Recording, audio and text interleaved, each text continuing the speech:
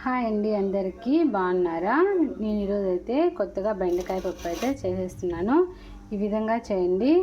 ఎవరు కూడా అందరూ చాలా అంటే చాలా ఇష్టంగా తింటారు, చాలా బాగా తింటారు. నచ్చితే ఒక లైక్ చేయండి, కామెంట్ చేయండి, తప్పకుండా సబ్స్క్రైబ్ చేయండి.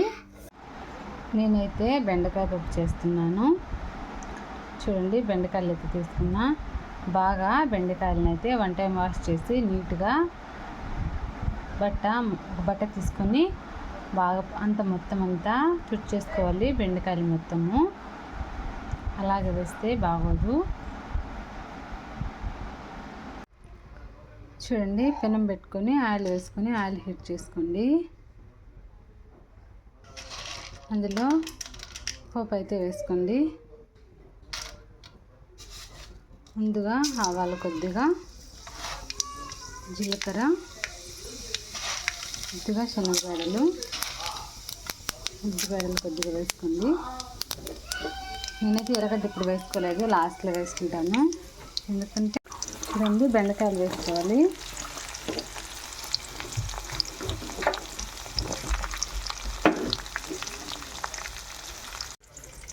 బెండకాయ ముక్కలు చాలా అంటే చాలా సన్నగా కట్ చేసుకోవాలి. ఈ విధంగా నేనైతే కట్ చేసి పెట్టుకున్నాను.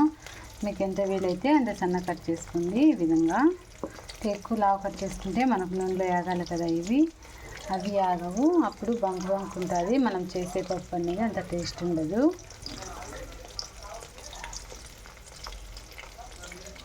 అలాగే టమాటాలు కూడా కట్ చేసి పెట్టుకున్నాను. చూడండి, ఒక 5-6 టమాటాలు కట్ చేసి పెట్టుకున్నాను. అంత పెద్దవి కాదు, అంత చిన్నవి కాదు, మీడియం సైజువి 2 ఇలా కట్ చేసి పెట్టుకున్నాను. బెండకాయ ముక్కలు, టమాటాలు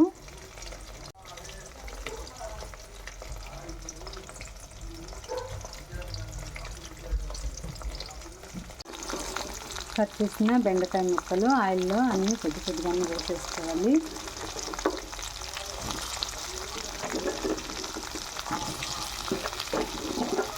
నేనైతే ఎర్రగడ్డ వేసుకోలేదు, తాలింపులో లాస్ట్లో వేస్తున్నానని.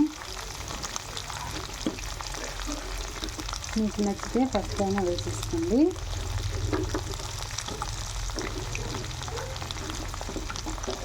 మొత్తము ఫ్రై చేసుకోవాలి. బెండకాయ ముక్కల్ని బాగా ఏగేసి చాలా టైం తీసుకుంటుంది.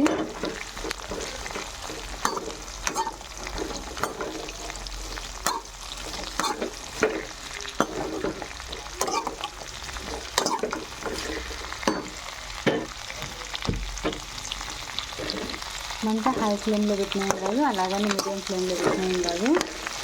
అయితే మాడిపోకుండా వేయించుకోవాలి నీట్గా.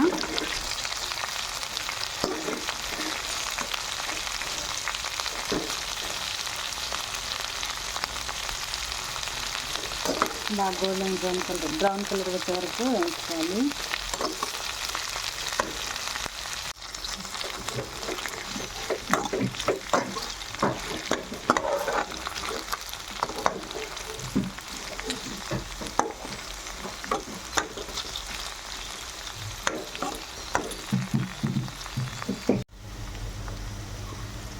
బెండకాయలు అయితే బాగా ఫ్రై కావాలి. నాకైతే ఇంకా ఫ్రై అవ్వలేదు అనిపిస్తుంది. ఇంకా ఒక 2 మినిట్స్ అయితే ఇలాగే ఫ్రై చేసేసుకుంటాను.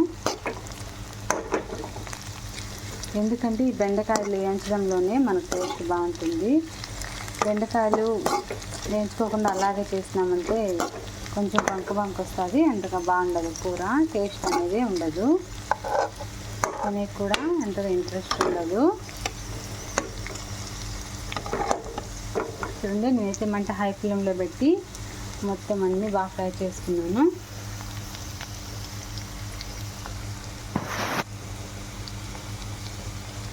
ఇలాగే నీట్గా బాగా ఫ్రై చేసుకోవాలి. కొంచెం టైం తీసుకుంటుంది. బెండకాయలు వేయించడంలోనే కూర అంతా టేస్ట్ ఉంది.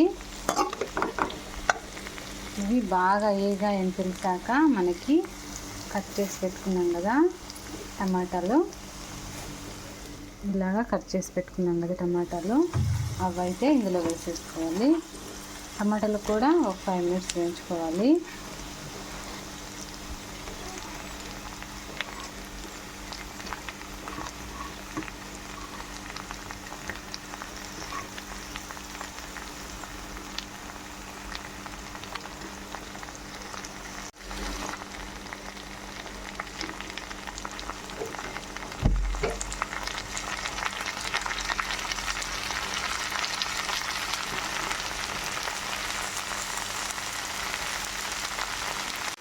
చూడండి, ఈ టమాటాలు బెండకాయలు బాగా ఫ్రై చేసుకోవాలి. ఒక 5 మినిట్స్ కానీ ఒక 6-7 మినిట్స్ అయినా పర్లేదు. టమాటాలు కూడా బాగా మగ్గేంత వరకు వేయించుకోవాలి. అప్పుడు ఇంకా టేస్ట్ బాగుంటుంది కూర అనేది మనకి బెండకాయ పులిహోర. ఇలాగా బెండకాయలు టమాటాలు మగ్గేటప్పుడు మనమైతే ఉప్పు వేసుకోవాలి. చూడండి, నేనైతే రాళ్ళు ఉప్పు వేస్తున్నాను.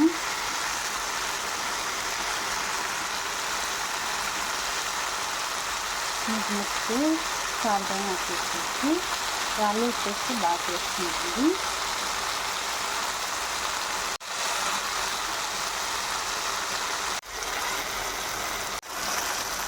చూడండి, చింతపండు అయితే వేస్తుంది. మరీ ఎక్కువ కాకుండా అంటే మరీ తక్కువ కాకుండా మీడియంగా వేస్తుంది. ఎందుకంటే ఆల్రెడీ మనం టమాటాలు వేస్తున్నాం కదా. తర్వాత చింతకాయ కొద్దిగా వేసుకుంటే పులుపు అనేది సరిపోతుంది, లేకుంటే బాగుండదు. చింతపండు వేసిన తర్వాత పచ్చిమిరపకాయలు కూడా వేస్తుంది. అవి కూడా ఒక 6-7 మినిట్స్ వేయించుకోండి. కూర బాగా వేయించడంలోనే ఈ పులిహోర అనేది మనకు చాలా టేస్ట్ వస్తుంది. లేకుంటే మనం అంతగా టేస్ట్ ఏమి ఉండదు. నీళ్ళు వేసి ఉడకబెట్టి ఇలా ఫ్రై చేయడంలోనే కూర అంతా టేస్ట్ ఉంటుంది. చూడండి, ఈ విధంగా మగ్గాక పసుపు వేస్తుంది. అంటే పసుపు వేసుకుంటున్నా. ఇష్టపట్టు పసుపు వేసుకున్నా.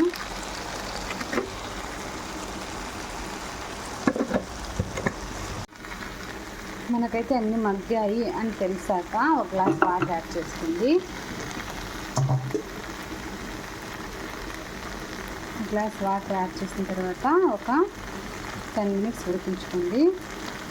ఈ ఆప్షన్ వాటర్ వేస్తే వేయండి, లేకపోతే పచ్చిమిరపకాయలు బాగా మెత్తగా ఉడికిన తర్వాత పప్పు రుబ్బుకొని సరిపోతుంది. చూడండి, నాకైతే బాగా మగ్గాయి. నేనైతే కొద్దిగా అంటే ఒక హాఫ్ గ్లాస్ వాటర్ అయితే యాడ్ చేసుకుంటున్నా. పచ్చిమిరపకాయల కోసం, అవి ఉడకాలి కదా, అందుకోసమని. మనం ఆల్రెడీ అన్నీ వేసుకున్నాం కదా, చింతపండు, ఉప్పు, పచ్చిమిరపకాయలు, టమాటాలు ఇవన్నీ బాగా అన్నిట్లో కలుసుకోవాలి. బాగా కూర టేస్ట్ ఫ్లేవర్ బాగా రావాలి అంటే ఈ విధంగా కొద్దిగా లైట్గా వాటర్ వేస్తే సరిపోతుంది.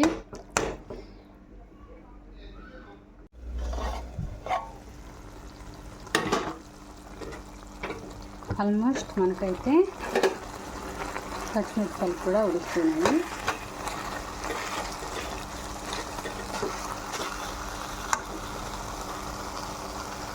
వాటర్ కూడా ఏం లేకుండా బాగా ఉడికాయి. కాయలన్నీ మెత్తగా ఉడికాయి.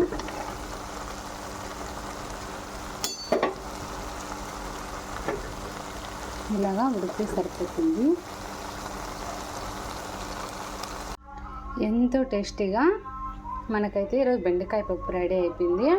చాలా అంటే చాలా ఈజీగా చేసుకోవచ్చు అండి, చాలా సింపుల్గా చేసుకోవచ్చు. ఈ విధంగా చేయండి నేను చేసినట్లు. అసలు ఒక ముద్ద కూడా వదులుకున్న తింటారు.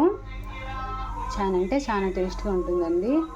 అసలు మా ఆయన బెండకాయ పప్పు అంటే ఎప్పుడు తినేవారు కాదు. నేను చేసినట్టయితే ఇలాగైతే ఇంకా కావాలి అని తింటారు.